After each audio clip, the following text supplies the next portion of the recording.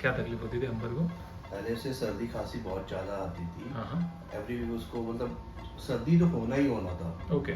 और मतलब हमेशा कफ और इसका हमेशा शिकायत करता था। हाँ, हाँ। बट लेकिन जब से होम्योपैथी दवाई स्टार्ट की, ओके।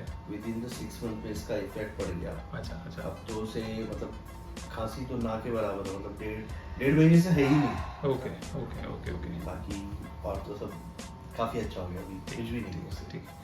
पहले किस वजह से होती थी उसको खांसी? रीजन नहीं है, क्लाइमेटिक कंडीशन में भी कुछ चेंजेस हो गया या कुछ भी हो गया। ओके। रात को बाय डिफॉल्ट लिया जाती थी। अच्छा, ओके। ऐसे ही हो जाता था, पता ही नहीं चला हम लोगों को रीजन उसका। Okay, okay. बट अभी वो सब नहीं होता है ना? नहीं नहीं कुछ नहीं। अच्छा, वो क्लियर हो गया अभी पूरा? एकदम परफेक्ट। Okay, okay.